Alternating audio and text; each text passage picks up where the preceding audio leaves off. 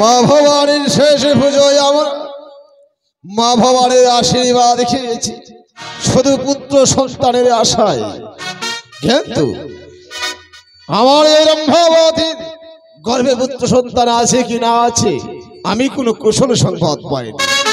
তাই আমি রাজ কাচারিতে আজ কিছুক্ষণ বসে বিশ্রাম করব, দেখি কি সংবাদ আসে আমার এই রম্ভাবতী।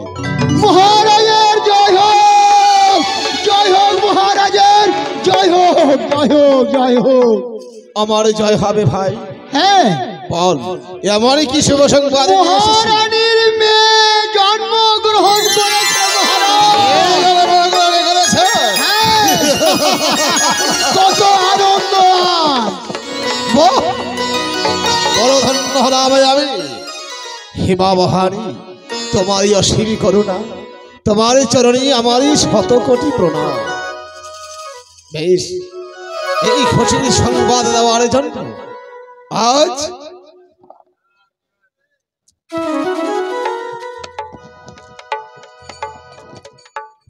এই আমার স্বর্ণ মুদ্রার মালা তোমায় বকশিস দিলাম। মহারাজের জয় হোক, জয় হোক, মহারাজের জয় হোক, মুক্তমালা বেশ জয় হোক। আমার কন্যা সন্তান জন্মগ্রহণ করেছে, এতে আমি মহা খুশি। আমি অবশ্যই আমার মাতা ভবানীর পুজো করব।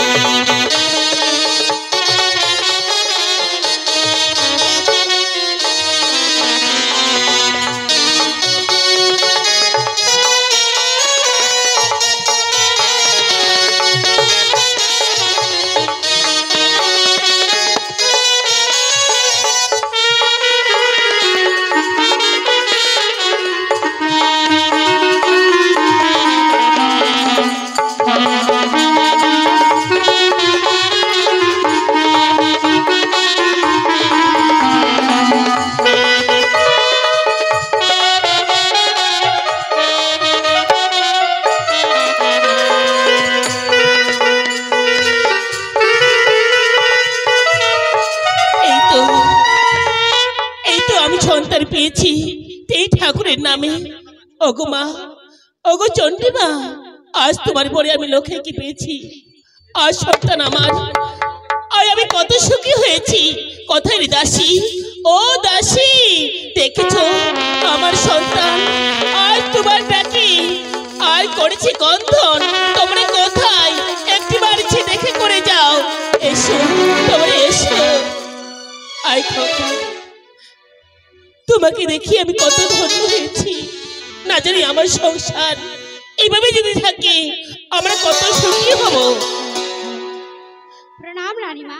দাসী, আচ্ছা বলো তো, দেখো আমার সন্তান কি সুন্দর হয়েছে, তাই না? দেখি দেখি রানীমা, এই দেখো কি সুন্দর হয়েছে। আজ কি আনন্দ রানীমা। সত্যি বলেছো, এতদিন যদি আমার সংসারে একটি সন্তান থাকতো আমরা কত সুখী হতাম। নে একবার কোলে নে না। দাও রানীমা।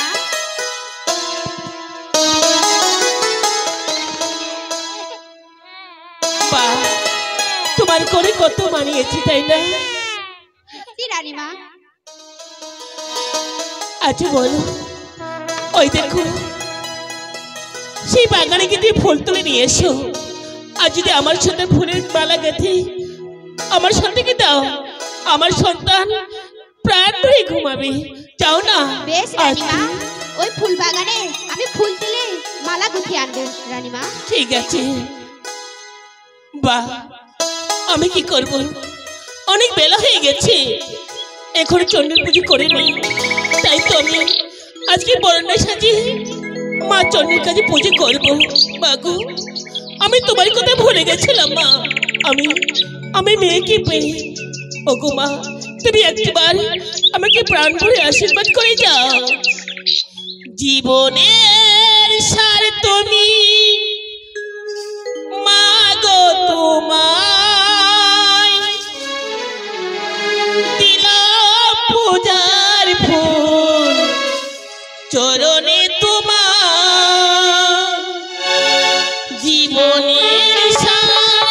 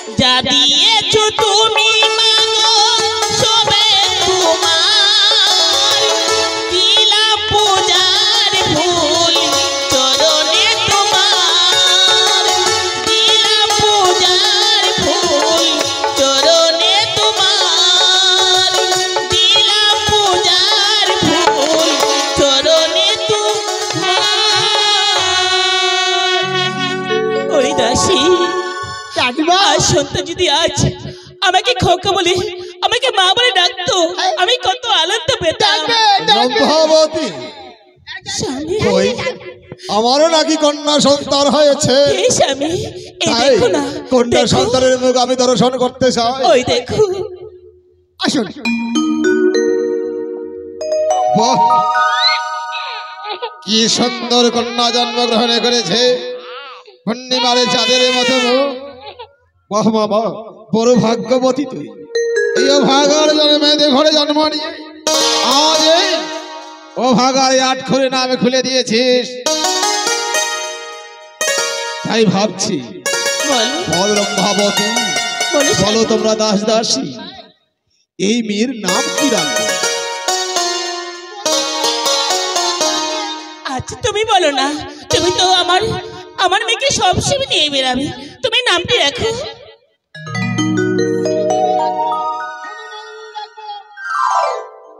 আরে না,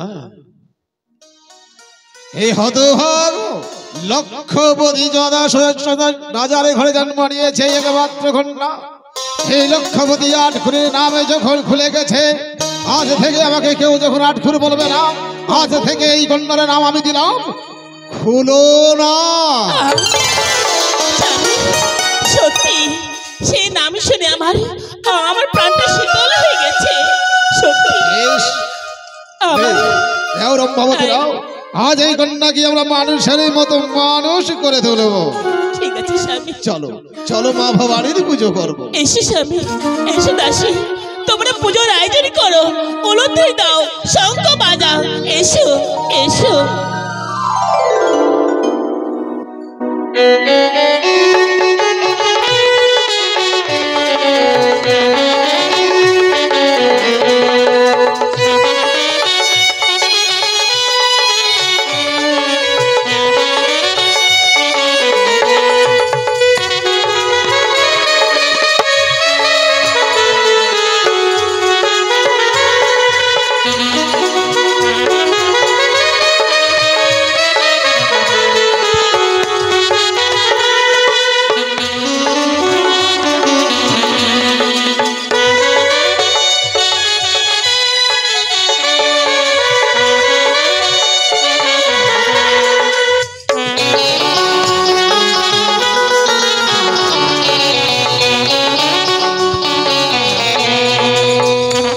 পিতা স্বর্গ, পিতা ধর্ম, পিতা হি পরমতম, পিতরি বিদ্মা পর্ণে প্রিয়ন্তে সর্বদেবতাই নম নম।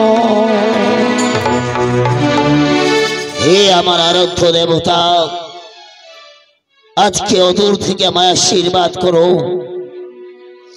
নিত্য দিনে তো শুধু তোমার পুজো করে যাচ্ছি গো। অগমাদ্য সত্যি মহামায়া, আজকে এতদিন পর্যন্ত আমার এই উষানী রাজপ্রাসাদে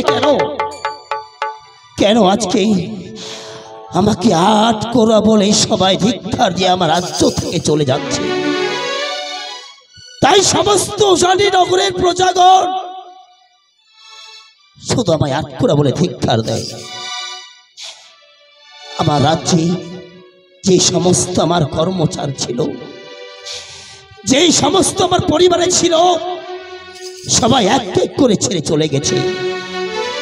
কিন্তু আজকে এইভাবে আটপুরা নামটা শুনতে শুনতে আর প্রজাদের ঘরেও যেতে পারছিলাম। প্রজাদের মুখে সেই কথা শুনে আজকে আমি চাইছি না আমার সেই দেবী আত্মশক্তির মহামায়া। ওগো মা, এই জীবন থাকতে তোমার আমি অনেক পুজো করেছি মা, কিন্তু তোমার পুজো করে আমার কি হচ্ছে? একদিকে আমার প্রজাগণ, একদিকে আমার উষানী নগরের রাজসিংহাসন। আমি যদি তোমার আশীর্বাদে বাবা ডাক শুনতে পেতাম, তাহলে আমার সমস্ত আমার উজানি রাজপ্রসাদের প্রজাগণ এসে আমি কুসে বাবা বলতো, কিন্তু আমি পারছি না কোথাও বাবা ডাক শোনার মতো, কোথাও প্রচার সময় বাবা বলবে কেউ নেই, শুধু আমায় আটকোরা বলে সবাই ধিক্কার নিয়ে চলে যায়।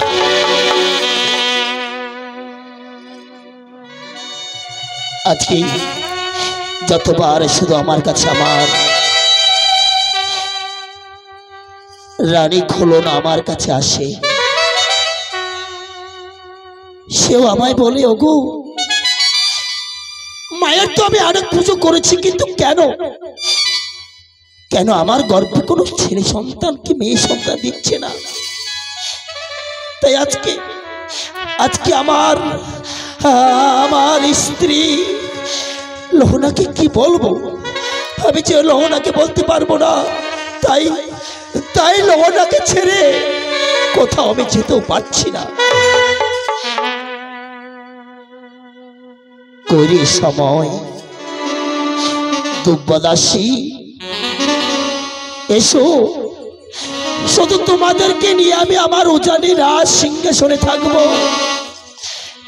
সময়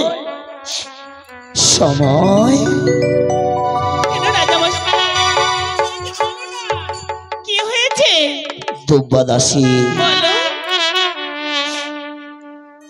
সময়, তোমরা তো সবই জানো, তোমাদেরকে নিয়ে আমি আমার উজানি রাজপ্রাসাদে আমি আছি, এক এক করে সবাই ছেড়ে চলে যাচ্ছে আমার। সত্যি বলছে রাজামশাই? কিন্তু